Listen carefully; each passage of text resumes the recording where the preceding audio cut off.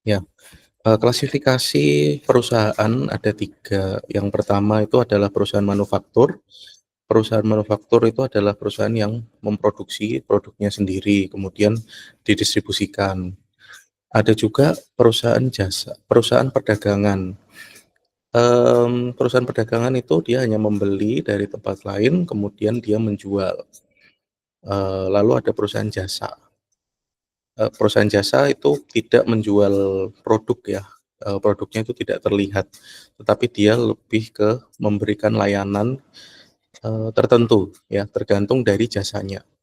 Nah, perusahaan dagang itu seringkali diklasifikasi juga ke dalam perusahaan jasa. Jadi, mmm, di sini munculnya 2 gitu, antara perusahaan yang memproduksi produk, kita sebut dengan perusahaan manufaktur, tapi yang memproduksi jasa itu ya termasuk jasa perdagangan gitu ya, walaupun sebetulnya kalau dari operasional perusahaan dagang itu berbeda dengan perusahaan jasa. Kalau dagang itu adalah trading ya, trading, kalau jasa itu adalah service gitu, jadi sebetulnya berbeda. Nah, esensi dari, desain produk dan jasa ini adalah bagaimana kemudian masing-masing produk ini itu punya, eee, komponen lainnya di dalam produknya ya. Misalkan kalau untuk perusahaan manufaktur, ketika kita membeli produk itu tetap akan ada jasanya. Sama halnya dengan kalau kita membeli jasa gitu ya, akan ada produk pendukung. Maka dari itu kita harus memahami gitu ya, porsi dari apakah ini dia perusahaan jasa atau dia perusahaan manufaktur. Yang jelas contohnya ya, kalau untuk, perusahaan yang memproduksi, contohnya ada motor misalkan ya. Ketika kita membeli motor, kita itu bisa melihat, menyentuh motornya ya, kita naiki, kemudian kita bawa pulang gitu ya, diisi bensin dan seterusnya. Tetapi, dia ini memiliki jasa tertentu ya. Kalau baru awal dibawa pulang motornya, itu pasti ada yang namanya jasa asuransi.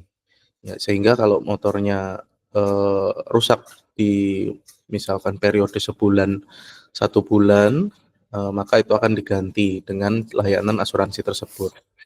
Layanan asuransi itu kalau kita pikir-pikir ya, kita membayar untuk ketenangan gitu ya. Jadi bahkan ya untuk artinya ini servis atau layanan yang diberikan itu tidak terlihat, teman-teman. Jadi kalaupun misalkan motornya baik-baik saja gitu ya, tapi kan kita tetap bayar asuransi. Sehingga untuk mengurangi resiko, kita harus membayar sejumlah uang yang menjadi layanan asuransi. Selain motor bisa juga, produk lainnya ya, maksud saya selain jasa asuransi, maka ada juga jasa, terkait dengan pemasaran atau jasa promosinya. Tentunya ketika kita membeli itu ada yang namanya sales advisor-nya atau yang penjualnya ya. Nah, tugasnya penjual itu meyakinkan konsumen supaya produknya itu laku gitu. Itu porsinya untuk untuk perusahaan manufaktur itu ya memang sedikit, tetapi ada gitu ya. Jadi setiap pembelian produk itu akan selalu didampingi dengan jasa. Sedangkan sebaliknya kalau kita menggunakan jasa, maka akan ada produk yang mengikuti gitu ya. Produk yang mengikuti contohnya, kita menggunakan jasa travel untuk pergi dari Semarang ke Yogyakarta contohnya. Kita membayar sejumlah uang untuk diantar dari satu titik, yaitu di Semarang misalkan, ke Yogyakarta. Nah, pengantaran ini tentunya melibatkan adanya barang pendukung ya, barang pendukung atau fasilitas pendukung berupa, mobil gitu ya, mobil atau, apa namanya, ya mobil ya, kebanyakan travel begitu, untuk mengantar kita, tapi kita tidak membeli mobilnya. Jadi setelah diantar ya kita bukan orang yang membawa mobilnya, gitu. Nah, jasa ini kan bisa beda-beda walaupun di satu industri ya, misalkan lini produknya sama-sama mobil, tapi ada yang mobilnya digunakan untuk jasa travel, ada juga yang jasa rental misalkan. Jadi mobilnya kita gunakan, kita bawa, kita bayar jumlah uang, untuk jaminan, kita bawa mobilnya untuk waktu tertentu, kemudian nanti dikembalikan setelahnya. Itu, keunikan jasa adalah di satu fasilitas itu bisa digunakan untuk berbagai jenis, jasa yang sebetulnya dibutuhkan, gitu ya.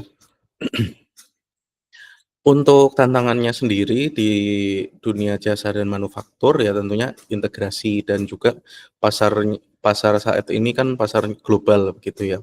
Peluang konsumennya juga dari seluruh dunia yang, mencari jasa-jasa tertentu misalkan di suatu negara yang mungkin di tempatnya dia tidak ada atau mungkin dia membutuhkan, tetap lalu kemudian kita berusaha match-kan dengan apa yang dibutuhkan, dengan pertukaran tertentu gitu ya, biasanya, nominal uang untuk membayar jasa tersebut. Nah, untuk yang pertama akan saya jelaskan mengenai desain produk dulu ya. Jadi, manajemen operasional itu mengatur bagaimana produk itu didesain agar sesuai dengan, operasional yang sudah ditetapkan oleh perusahaan. Jadi kalau perusahaan manufaktur global, maupun itu global ataupun perusahaan manufaktur yang kecil, produk itu sistem sistem dari manufaktur itu tidak bisa diubah, kecuali yang memproduksi produk kita itu orang lain atau di-outsourcing itu bisa diubah, kapasitasnya, volumenya, variasinya bisa diubah. Tetapi kalau kita menggunakan sistem sendiri untuk manufaktur, pengubahannya itu lebih terbatas karena kita harus menyesuaikan dengan, kondisi dari, eee, sistem manufaktur di perusahaan sendiri ya. Nah ini produk itu bisa dilakukan pengembangan produk, produksinya, proses pembuatannya, dan juga penjualannya bagaimana model bisnisnya. Satu produk bisa dijual secara bebas, walaupun dia isinya sama begitu ya.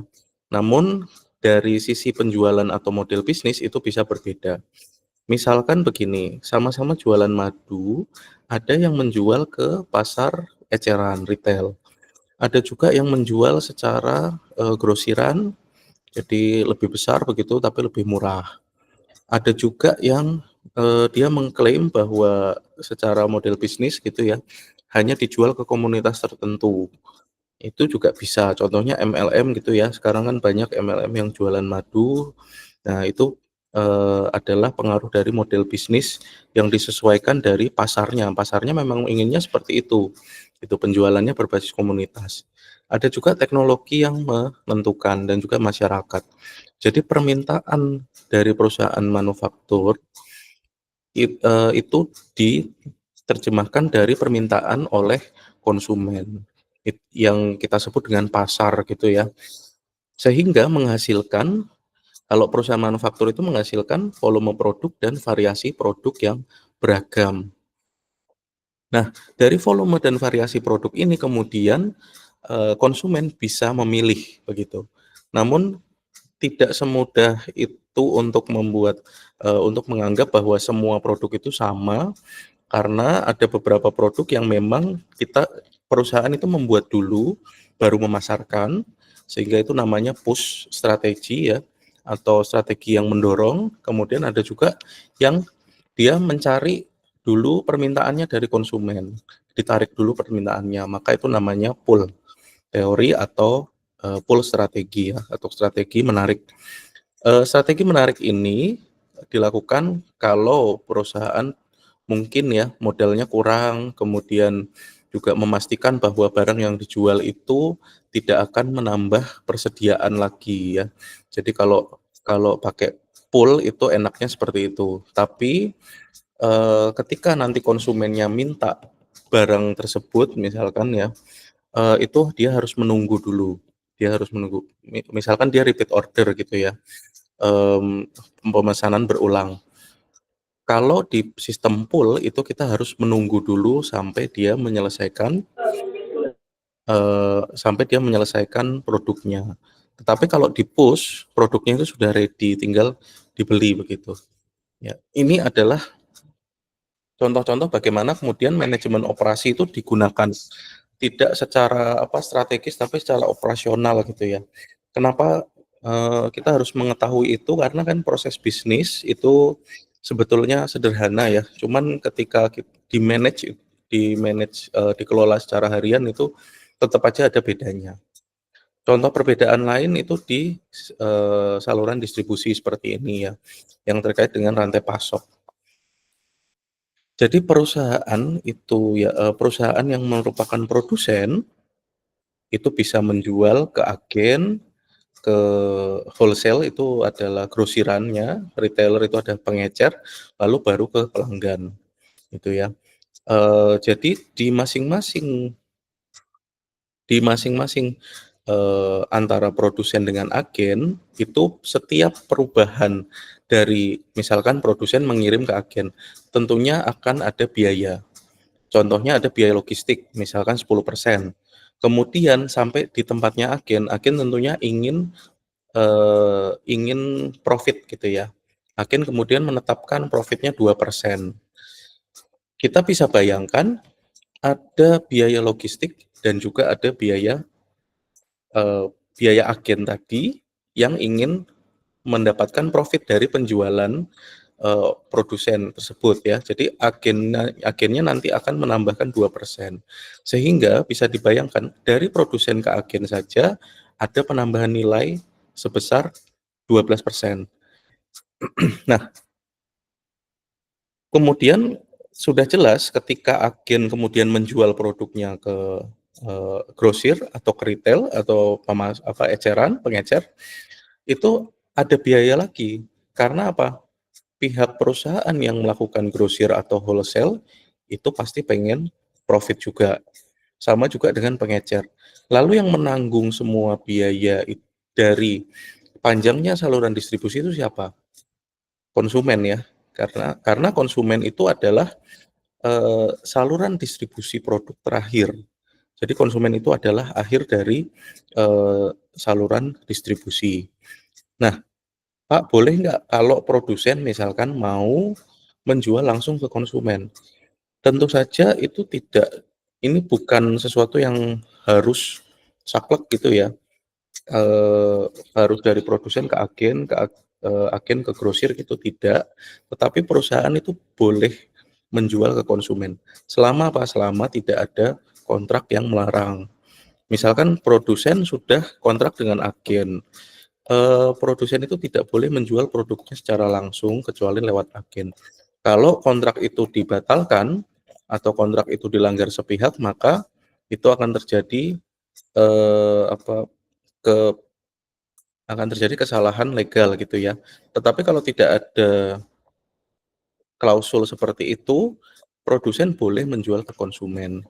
Tetapi kita harus pahami bahwa kalau produsen jualan, itu kan dia produksi tidak 1, 2 pieces gitu ya. Sedangkan konsumen itu hanya butuh misal 1 atau 2 pieces yang, eee, kompleksitasnya juga tinggi gitu. Karena konsumen itu dia biasa membeli secara eceran, tetapi demand-nya untuk dipuaskan gitu ya dalam tanda kutip, itu sangat besar. Jadi konsumen itu kan komplainnya tinggi ya. Kalau produsen kemudian menjual langsung ke konsumen, apakah volumenya kemudian mencukupi untuk biaya pengantaran, distribusi, dan lain-lain? Kan itu harus dipikirkan ya. Apalagi konsumen itu paling beli 1 atau 2 gitu. Nah, hal-hal seperti inilah yang menyebabkan adanya, saluran distribusi. Karena ada yang mau untuk menghandle konsumen seperti ini, konsumen akhir ya khususnya, eee, yaitu misalkan dari pengecer, jadi pengecer beli di produsen. Berarti kan pengecer ini mau menanggung resiko atas pembeliannya dia. Resikonya apa? Resikonya kan tidak barang yang sudah dibeli dari produsen itu tidak terjual, tetapi dia mau menanggung resiko, artinya dia harus mengambil keuntungan di situ, si pengecernya atau retailer-nya, sebelum dia menjual ke konsumen, gitu ya. Dengan adanya, dengan produsen menjual ke pengecer, itu bisa menekan biaya misalkan ya, jadi tidak perlu agen, tidak perlu, grosir gitu ya, atau wholesaler, dia langsung ke retailer sehingga persentase biaya yang didapatkan, persentase harga produk yang ditawarkan ke konsumen itu bisa lebih rendah. Walaupun misalkan mungkin produknya sama tetapi, eee, apa namanya, yang satu saluran distribusinya panjang, yang satunya pendek tentunya akan diterima oleh konsumen secara berbeda. Contoh lain misalkan, brand gitu ya, sport brand, Adidas misalkan. Adidas itu saat ini dia hanya memegang lisensinya saja, branding-nya saja untuk Adidas. Dengan segala logo, kemudian juga, apa namanya, paten-paten yang dia sudah produksi begitu. Tetapi kebanyakan misalkan bajunya, kemudian celana dan sepatu dan lain-lain itu diserahkan ke, outsourcing ya, atau perusahaan. Tentunya dengan kontrak yang memproteksi hak cipta dari Adidas itu sendiri. Nah, kalau Adidas bisa meminta untuk pabrik agar membuatkan, apa tadi, membuatkan baju misalkan ya, lalu dengan dia proteksi untuk, brand dia, ketika pabrik itu harusnya pabrik itu menjualnya ke retailer misalkan ya, pengecer. Tetapi kalau pabrik ketahuan langsung jual ke konsumen, maka dia akan didenda oleh Adidas gitu ya. Ataupun ketika kita menjualnya sembarangan, walaupun itu barangnya sama, barang dari Adidas yang baru dibuat oleh pabrik, itu tetap akan dianggap sebagai barang palsu. Ya, itu contohnya ya. Karena apa? Karena dia tidak melewati saluran distribusi resmi dari Adidas ini yang sudah dia proteksi dengan hak cipta, kemudian lain-lain gitu ya, dan juga ada pengendalian kualitasnya juga. Itu tidak dilakukan karena perusahaan produsen, baju ini langsung menjual produknya ke konsumen, yang mana itu tidak boleh gitu ya. Jadi saluran distribusi itu tidak boleh dilompati ketika memang ada kontrak, tapi kalau tidak ada kontrak, ya silakan saja gitu ya sebagai perusahaan untuk optimasi pasarnya seperti apa, itu boleh dilakukan. Kemudian ada tahap pengembangan produk, yang pertama pemasaran, yang kedua riset pengembangan, yang ketiga produksi, dan yang keempat unit bisnisnya. Jadi, ketika mau membuat produk, kita harus, survei dulu pasarnya seperti apa, kemudian juga perkiraan permintaannya seperti apa. Sehingga kalau kita optimis dengan modal 1 miliar contohnya ya, kita akan mendapatkan, return atau pengembalian 5 miliar, maka ketika kita mengeluarkan modal 1 miliarnya ini tidak akan, terasa berat gitu ya, akan dianggarkan. Karena harapannya adalah mendapatkan 5 miliar dari penjualan gitu ya. Nah, ini kan harus dilihat dulu riset pasar. Pemasaran itu, kalau untuk ramalan penjualan memang tidak bisa dikatakan akurat gitu ya. Karena ramalan itu kan pasti akan miss dengan, kenyataannya ya, realitanya. Tetapi minimal kalau ada keyakinan bahwa produk itu akan laku, ya pasti, akan ada saja orang yang mengambil resiko. Selanjutnya untuk riset dan pengembangan, mmm, produk itu selalu di produk itu selalu memiliki dilema antara kinerjanya sama biaya produksinya. Jadi kinerjanya itu maksudnya kualitasnya dibandingkan dengan biayanya. Kalau orang Jawa menyebutnya dengan ono rego ono rupo gitu ya, atau ada harga, ada barang. Karena memang ketika biaya produksi produk kita itu lebih rendah, kemudian sehingga kita mengkompromikan jadinya kualitasnya terkompromikan, itu maka tidak akan menjadi, apa namanya, barangnya memang lebih murah tetapi kualitasnya jadi rendah gitu, ya. Barang yang lebih mahal ternyata kualitasnya lebih tinggi, itu sesuatu yang, wajar begitu ya. Tetapi sekarang dengan adanya riset dan pengembangan, bisa dibayangkan misalkan ya, dengan riset itu kita mampu meningkatkan kualitas produk, tetapi biayanya kita turunkan. Kan riset harusnya gitu ya, atau pengembangan kan harusnya gitu. Oh ternyata ada satu sistem yang tidak efektif, maka saya ganti sistem baru yang lebih efektif sehingga mampu meningkatkan, kualitas produk tanpa menambah biayanya, misal. Nah itulah gunanya riset kalau di perusahaan. Maka dari itu riset itu menjadi, bisa kita bisa melakukan penghematan melalui riset yang bagus. Selanjutnya ada produksi dan unit bisnis, mungkin tidak akan saya terangkan, terlalu panjang, karena kalau diproduksi itu ya bagian dari manufaktur, memproduksi produk. Kalau unit bisnis itu kita menjual produk, eee, ini lebih ke arah pemasarannya, kemudian bagaimana unit bisnis ini, mampu menarik konsumen, dan juga sambil memonitor pesaing katanya ya.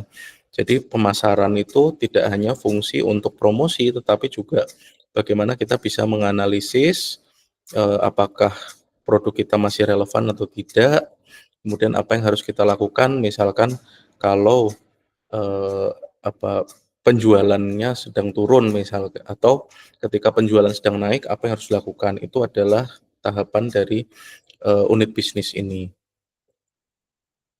Nah, tadi saya sudah jelaskan terkait dengan push and pull ya, atau tarik dan dorong. Untuk penarikan atau dorong itu adalah tergantung dari perusahaannya.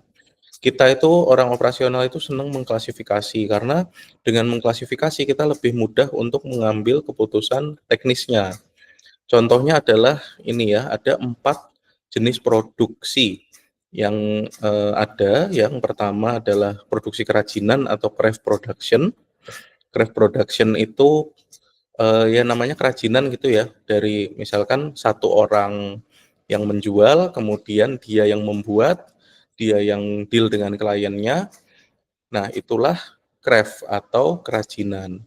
Contohnya misalkan kalian mau beli, keranjang dari eceng gondok, ya. Jadi nanti, eceng gondoknya itu akan dilakukan transformasi produk oleh si pengrajinnya, kayak gitu ya, itu craft production. Kalau mass production atau produksi massal, fokusnya adalah ke produknya, sehingga produksi itu harus berbiaya rendah. Caranya berbiaya rendah gimana? Kita kulaan bahan baku yang volumenya tinggi, kemudian variasi produknya kita batasi, sehingga dengan itu akan mempermudah, penciptaan produk yang lebih murah, gitu. Jadi kita memanfaatkan diskon kuantitas. Tentunya misalkan saya merupakan produsen roti gitu ya, saya kan membutuhkan tepung terigu, ataupun telur ayam gitu ya.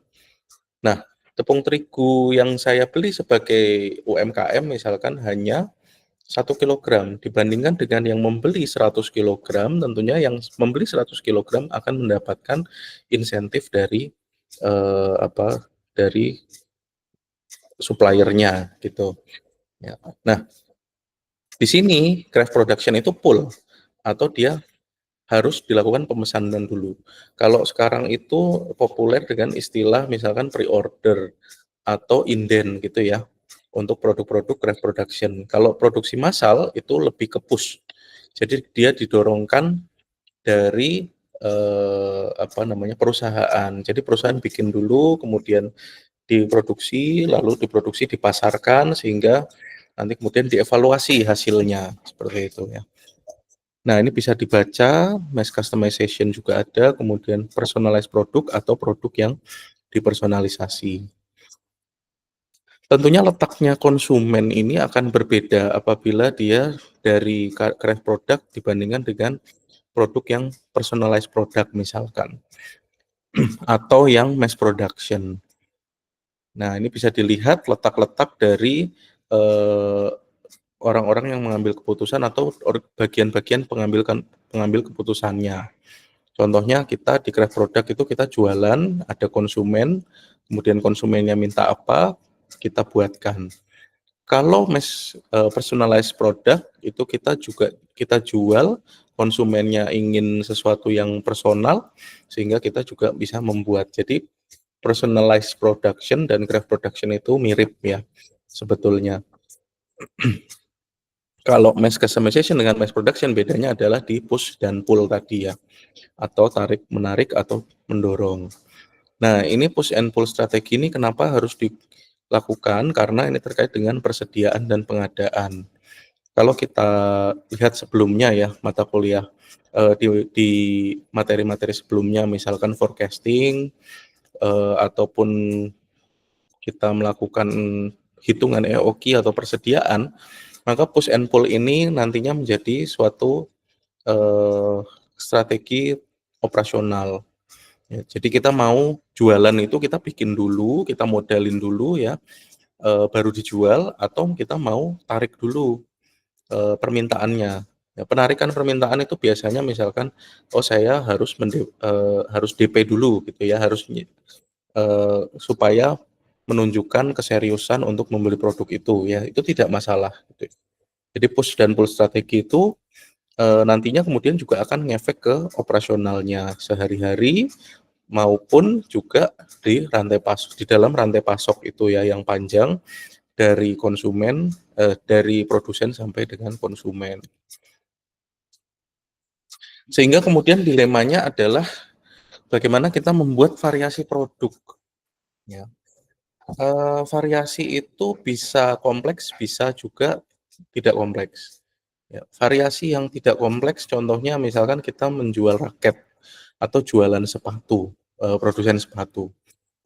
Lalu, sebetulnya raket itu kan sama ya, bentuknya, ukurannya itu sama, dan juga kegunaannya sama. Namun yang bisa membedakan adalah mereknya, dan juga, yang membedakan lainnya adalah mungkin bahan dan lain-lain itu tidak terlalu relevan gitu ya, tetapi warnanya misalkan, ada variasi warna, kemudian ada yang gagangnya dari titanium, ada yang dari aluminium, ada yang dari titanium, seperti itu. Itu kan variasi produk.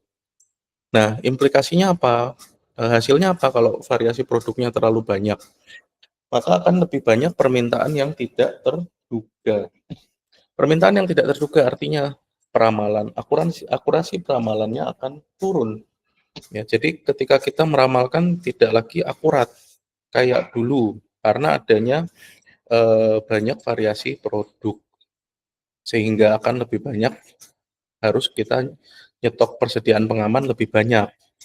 Makanya kemudian biayanya menjadi lebih tinggi. Sehingga dilemanya orang, operasional itu, permintaan produk itu bervariasi, tetapi dengan keterbatasan, kalau variasi produknya banyak, ada resiko nggak kejual, atau ada resiko kita harus me apa, mem memproduksi produk pengaman yang lebih banyak gitu ya. Sehingga, variasi itu harus dibatasi, jangan kemudian variasinya itu terlalu banyak untuk konsumen.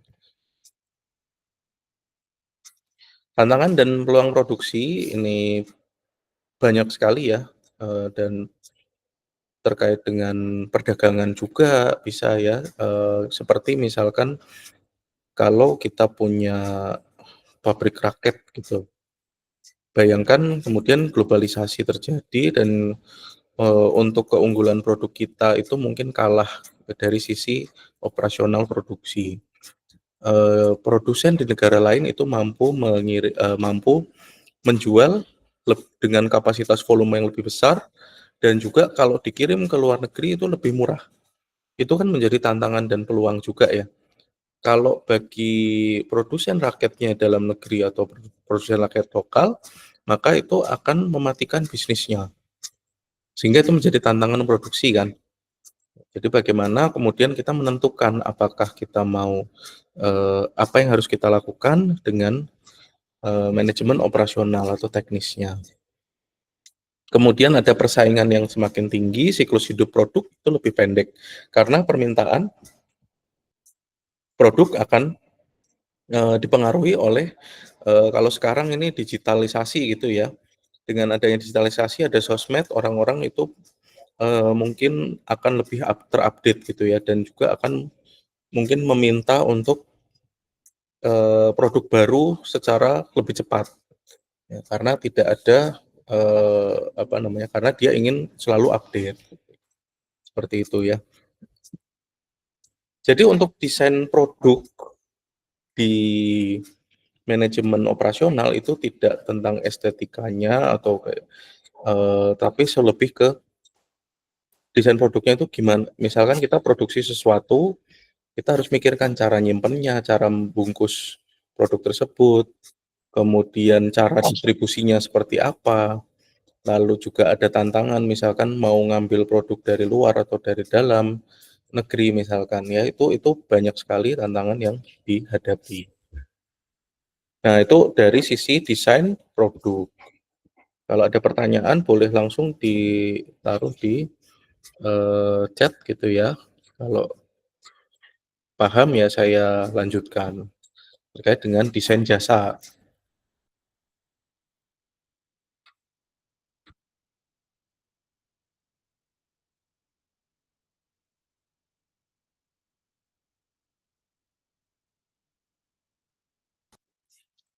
Tidak ada pertanyaan ya? Suara saya masih jelas ya?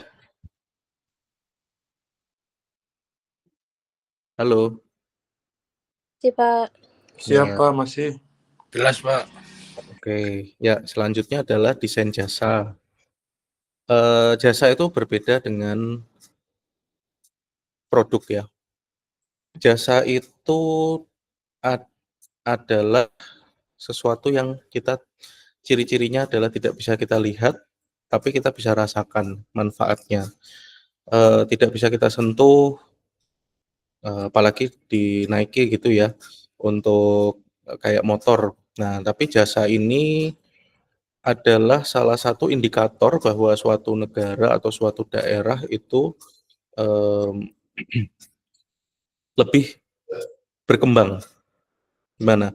Jadi menurut banyak survei dan ini sudah verifikasi gitu ya, bahwa ketika negara itu berkembang dari arah negara berkembang ke negara yang lebih maju, maka ukuran jasanya itu akan lebih tinggi. Kita bisa lihat di sini ada low income countries, middle income countries, sama high income countries ya. Atau negara-negara yang berpendapatan lebih tinggi itu maka sektor jasanya itu akan semakin tinggi. Kita lihat di sektor industrinya pun lumayan tinggi ya. Kalau di sektor industri itu mau itu negara yang berpenghasilan rendah, menengah atau tinggi, sektor industri itu kayak apa ya, mirip-mirip gitu ya, tidak terlalu terpaut banyak gitu ya, kecuali dia itu negara yang jasa banget gitu ya.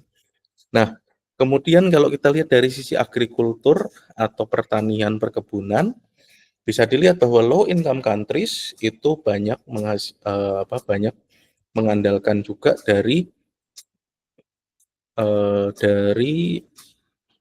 agrikultur.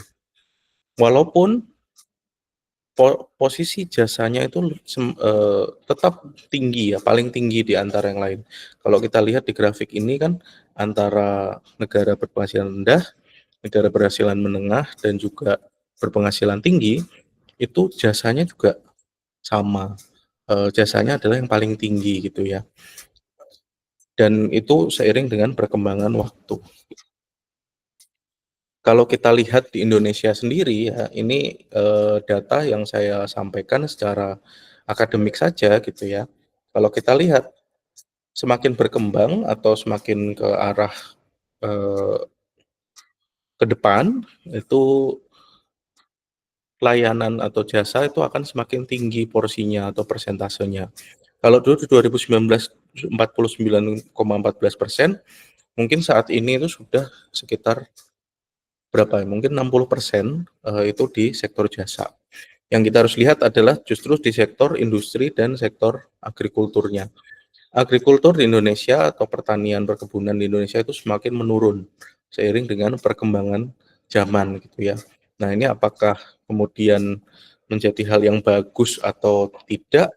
Ya tergantung dari pandangannya ya, pandangan apakah kemudian ternyata ekonomi itu ditopang oleh sektor jasa ataukah kemudian dari sektor agrikulturnya. Kalau kita lihat industri tapi bertumbuh juga gitu ya. Tidak terlalu tidak terlalu terpaut jauh dibandingkan dengan 2009 sampai 10 tahun setelahnya yaitu 2019, ya persentasenya itu sama gitu ya, mirip-mirip. Nah, yang banyak sekali industri dan layanan jasa itu banyak sekali aspek-aspek operasionalnya yang harus dikerjakan. Makanya kita harus paham operasional, jangan sampai tidak memahami operasional perusahaan. Untuk ciri jasa sendiri, yang pertama tadi sudah saya sebutkan, layanan diciptakan dan dikonsumsi secara bersamaan. Jadi apa yang kita lakukan itu adalah layanan yang diberikan yang kita bayarkan. Contohnya banyak layanan merupakan gabungan antara fasilitas fisik dan jasa. Contohnya ini di sini ada tiket bioskop gitu ya, tidak dapat disimpan. Ketika kita beli tiket bioskop, kita sebetulnya hanya booking untuk waktu dan jam tertentu di hari tertentu yang kalau kita lewati itu tidak bisa kita simpan. Kecuali Anda mau bayar lebih mahal gitu ya.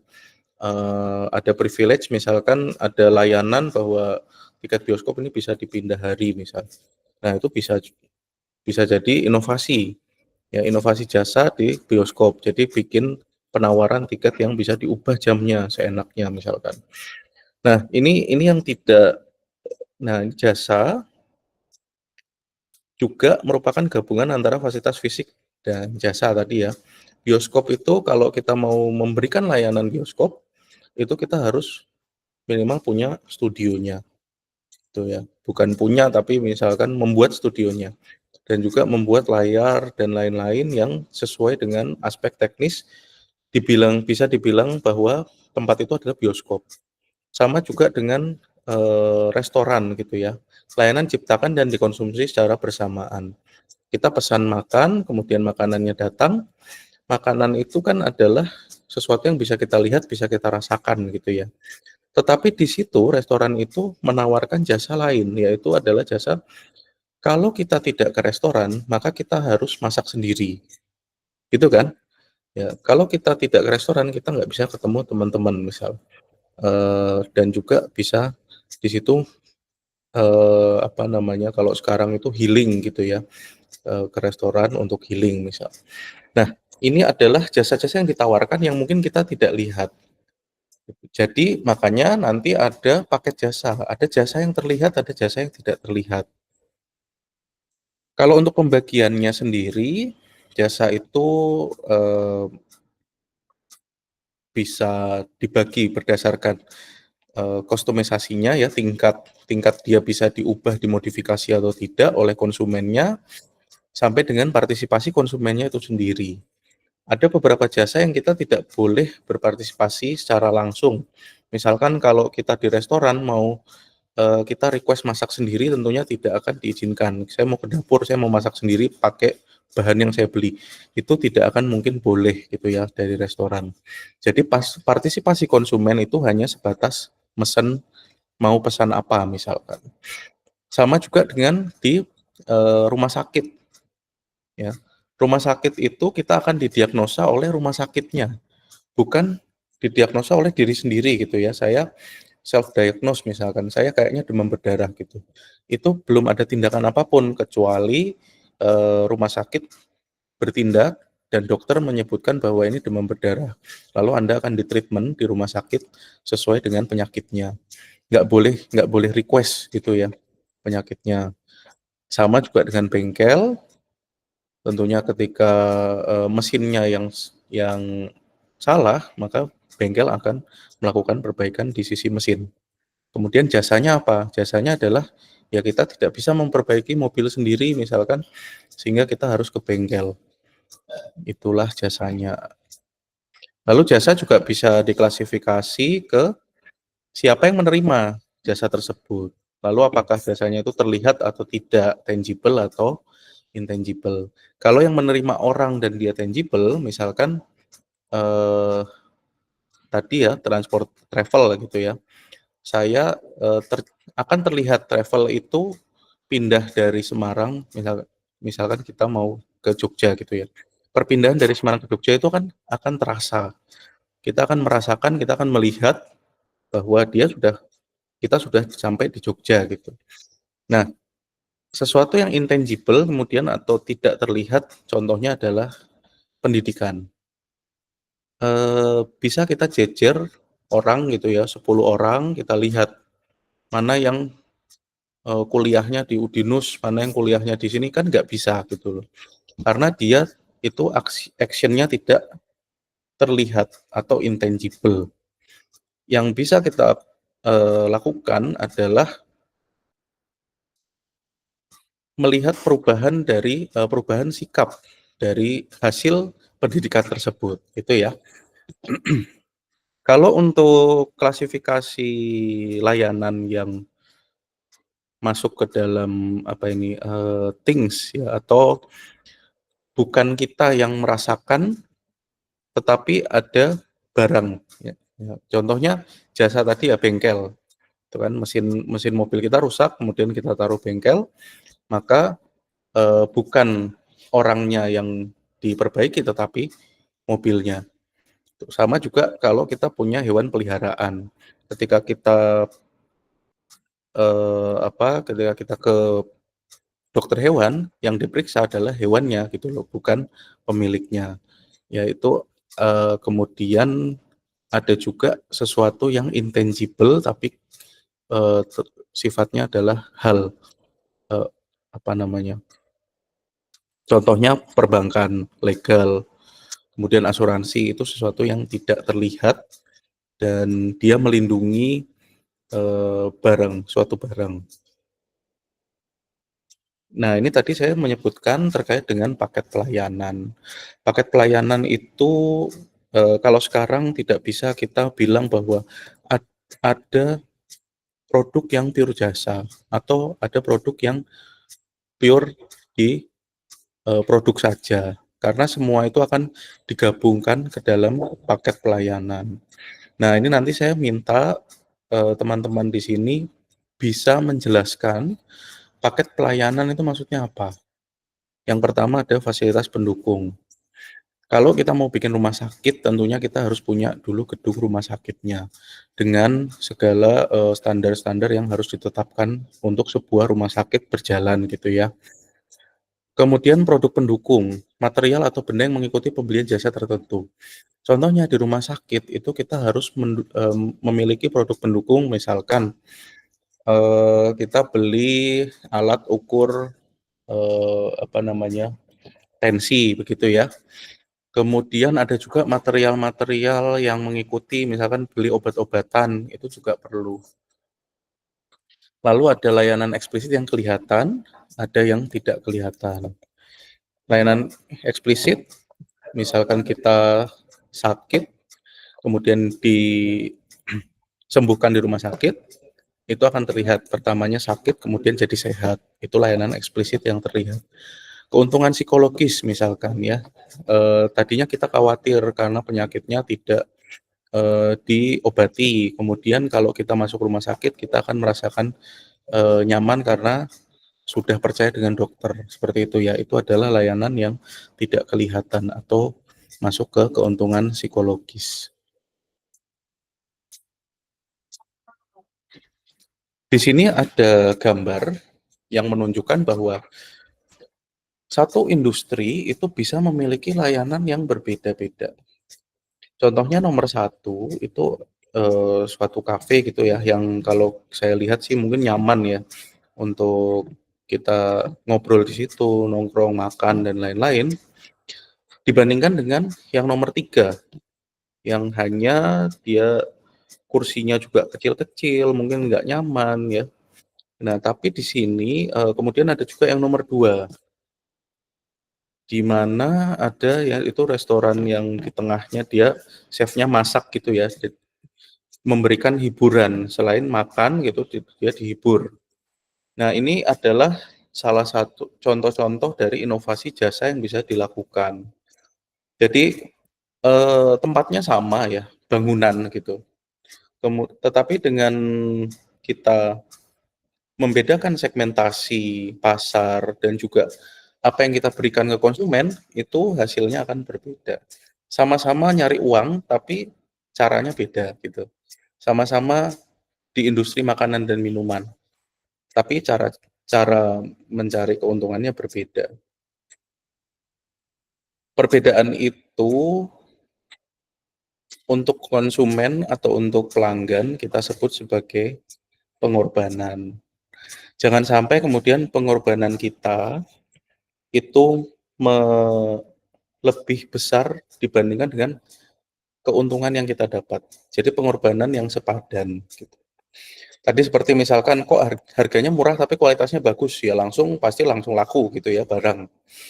Kalau harganya harganya mahal tapi kualitasnya tinggi misalkan, dia akan bilang bahwa konsumen akan bilang bahwa itu wajar karena harga yang tinggi mencerminkan kualitas yang tinggi juga.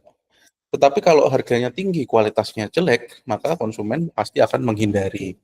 Sama juga dengan jasa. Jasa itu adalah tentang pengorbanan dan juga manfaat yang didapatkan.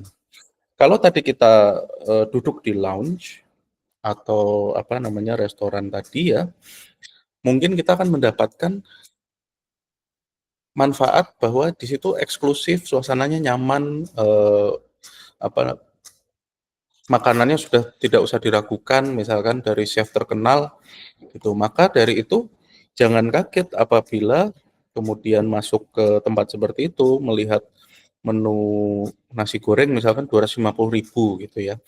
Itulah pengorbanan yang harus dilakukan. Apakah kemudian manfaatnya itu bagi teman-teman lebih besar atau tidak, itu kan tergantung dari penilaian, ya. Ada yang bilang, "Kok nasi goreng aja 250.000 nggak worth it," gitu ya. Tapi kalau ada yang ke apa namanya, nasi goreng yang di gerobak itu misalkan 15.000 sudah dapat nasi goreng, sudah dapat kerupuk, sudah dapat sate misalkan, itu akan terasa tidak worth it. Ya karena perbedaan tadi ya, perbedaan, value proposition-nya atau, penambahan nilainya gitu. Ya jelas saja di gerobak mahal gitu, murah gitu ya 15.000 dibandingkan dengan yang di, eee, restoran. Tadi restoran Jepang tadi, manfaatnya apa? Pengalaman yang unik ya, karena chef-nya itu masak di depan, kemudian pemesanan juga sesuai selera. Kita mampu apa namanya, kalau ada request langsung bilang ke chef-nya gitu ya. Tetapi kemudian sacrifice-nya apa? Mungkin waktu tunggunya, harganya mahal, nunggunya chef-nya lama karena dia satu-satu sambil ngobrol, sambil bercanda sama, apa namanya, konsumennya gitu ya. Nah, kemudian artinya apa? Pengorbanan kita harus lebih rendah dibandingkan dengan manfaatnya. Yang terakhir tadi ada gambar cafe take away. Mungkin pengorbanannya adalah dia murah, dia tidak nyaman, tidak bisa untuk nongkrong gitu ya, tetapi dia murah, pelayanan cepat. Nah, inilah yang harus dicari. Kalau kalau di marketing itu ya segmentasi ya masuknya, bahwa sacrifice yang kita buat atau pengorbanan yang dibuat itu harus di bawah manfaatnya. Lalu kemudian kalau dari sisi manajemen operasional, kita harus mampu mengevaluasi paket layanan. Misalkan fasilitas pendukung, apakah lokasinya strategis, dekorasi interiornya bagaimana, perlengkapannya bagaimana gitu ya. Karena jangan sampai kita salah menempatkan lokasi. Di lokasi yang premium jualan sesuatu yang misalkan, ekonomis gitu ya. Nah, tidak semua orang itu mencari barang yang murah.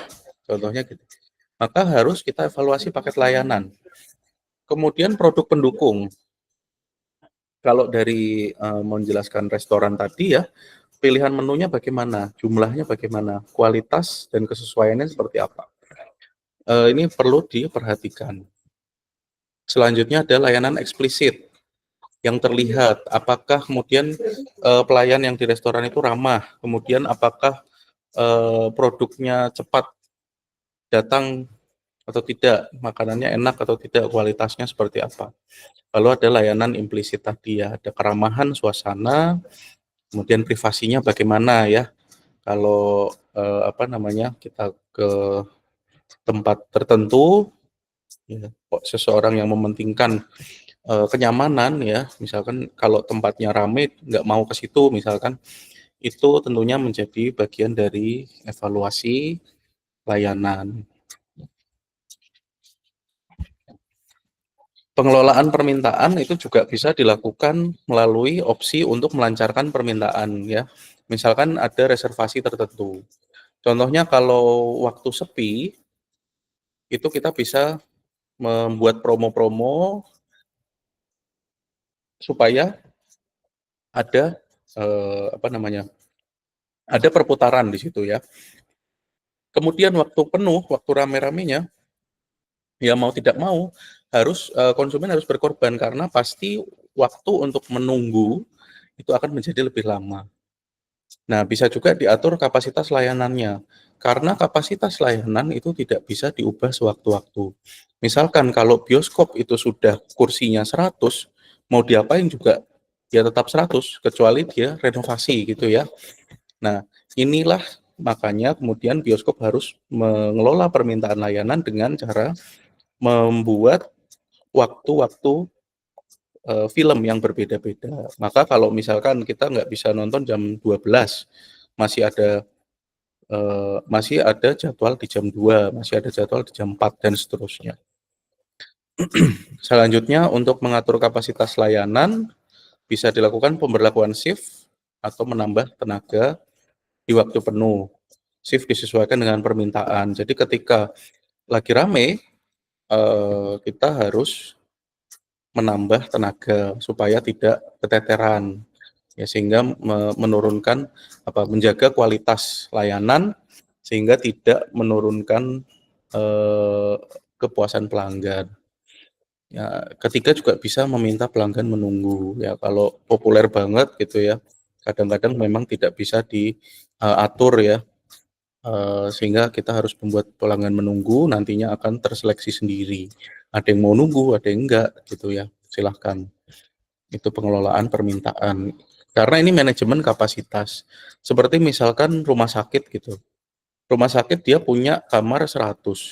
Tidak mungkin kemudian kalau pasiennya membludak seperti saat COVID, sampai ada yang dirawat di jalan-jalan, di teras gitu ya. Nah, itu karena ketidakmampuan rumah sakit mengelola kapasitas yang lebih dari biasanya, bahkan bisa 5 kali lipat, 4 kali lipat gitu. Sehingga kemudian layanan yang diberikan itu terasa kayak dipaksakan atau mungkin tidak memuaskan bagi konsumennya. Ya, itu wajar saja gitu. Karena adanya manajemen kapasitas yang tidak sesuai. Kadang-kadang kemudian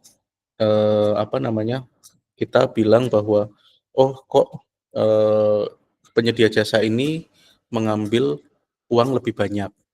Contohnya warung soto dekat rumah saya itu kalau lebaran itu ya buka, dan dia satu-satunya soto yang buka gitu ya. Tapi dia nulis di situ bahwa eee, por apa, di waktu lebaran harganya naik 5.000 misalkan. Ya orang tetap ke situ karena nggak ada lain yang buka gitu kan, dan dia mau melayani ketika yang lain tidak melayani, kan itu kan kapasitas ya, manajemen kapasitas. Jadi bisa kita kalau pas sepi kita kasih promo, kalau pas rame ya tidak usah dikasih promo atau malah dinaikin dikit harganya misalkan. Itu strategi-strategi untuk penyesuaian kapasitas dan juga permintaan. Sehingga ada kapasitas bertahap gitu ya. Kita bisa diamkan peningkatan, menjaga tingkat aktivitas konstan misalkan, dengan cara melakukan reservasi. Jadi kalau restoran itu lagi rame, kita prioritaskan yang sudah reservasi. Lalu ada juga mengejar permintaan, menyesuaikan kapasitas untuk variasi, misal menambah atau mengurangi staf, jam lembur, atau kita subkontrakkan ke siapa begitu. Lalu ada membentuk permintaan dengan cara mengubah harga, ada sistem perjanjian, produk alternatif, member, dan seterusnya. Ya mungkin itu ya cara mendesain produk dan juga jasa yang bisa saya sampaikan. Silakan kalau ada pertanyaan.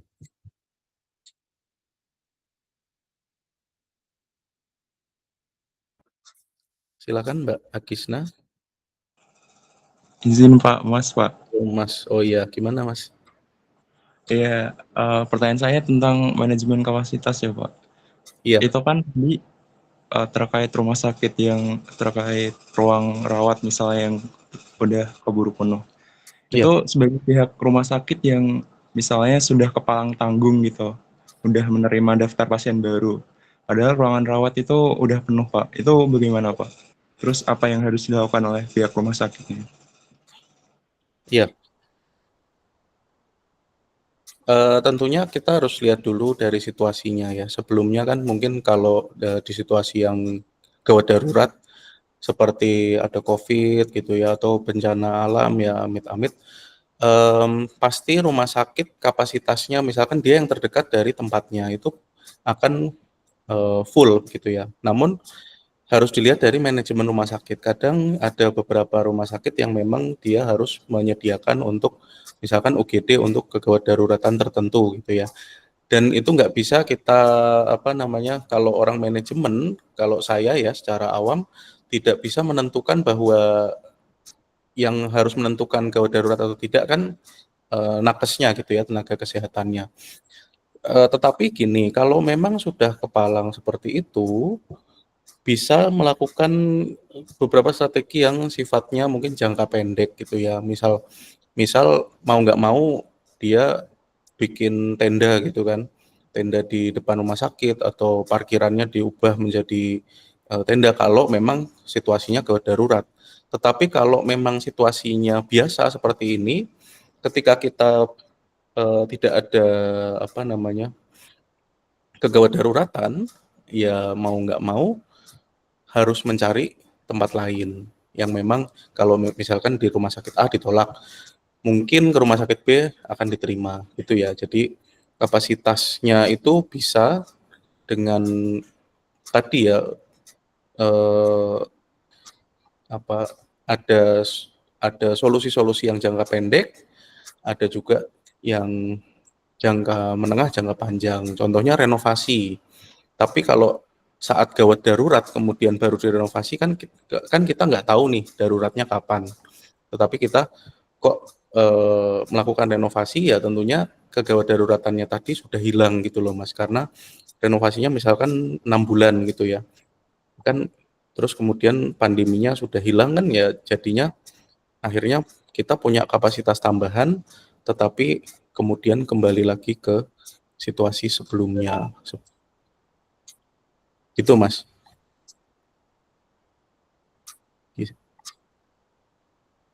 Ada lagi mungkin menjawab nggak? Kalau rumah sakit itu bahkan ada pendidikannya sendiri ya, manajemen rumah sakit gitu yang mungkin saya kalau tidak di kesehatan tidak bisa bicara apa namanya yang sesuai kapasitasnya ya. Tapi kalau di contoh lain misalkan di restoran atau di perusahaan manufaktur gitu ya sama sebetulnya ya. Jadi pengelolaannya itu mirip. Untuk ilmunya pun sebetulnya sama, Mas. Di manajemen mungkin manajemen kesehatan, di manajemen ya teknik industri maupun di manajemen operasional itu hampir mirip ya kalau untuk tadi ya eh, antrian terkait antrian, persediaan dan lain-lain gitu. Gimana? Cukup, Mas? Atau ada lagi pertanyaan? Baik Pak, cukup Pak. Terima kasih. Ya, ada lagi?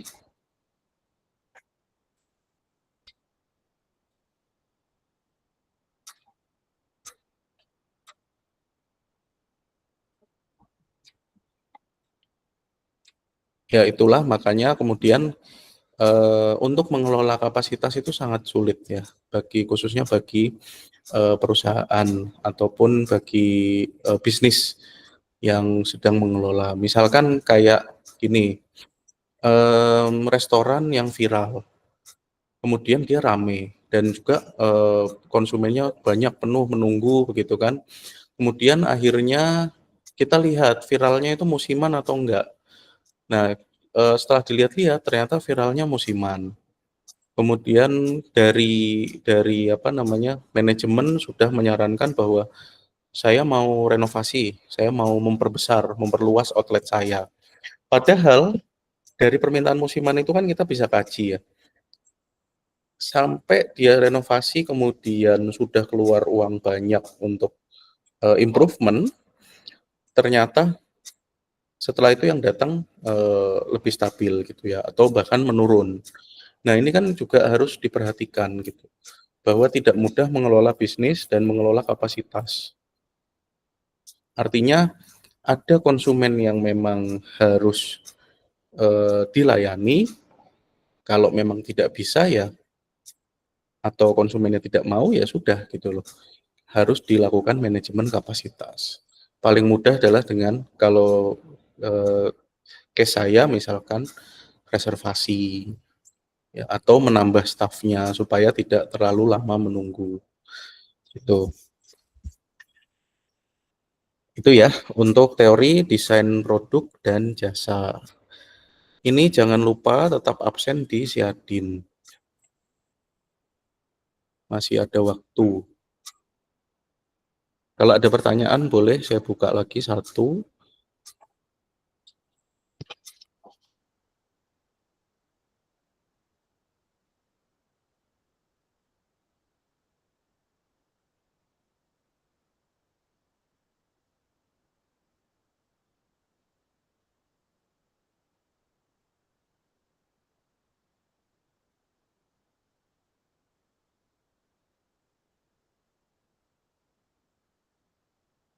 Baik, kalau tidak ada pertanyaan, mungkin saya cukupkan untuk hari ini ya. Sekali lagi jangan lupa absen di Siadin. Dan ini nanti saya bagikan di Kulino ini ya, kelas ya, sebelum UAS. Terima kasih semuanya. Saya tutup. Assalamualaikum warahmatullahi wabarakatuh. Waalaikumsalam warahmatullahi wabarakatuh. Waalaikumsalam warahmatullahi wabarakatuh. Terima kasih, Pak. Masuk, Pak.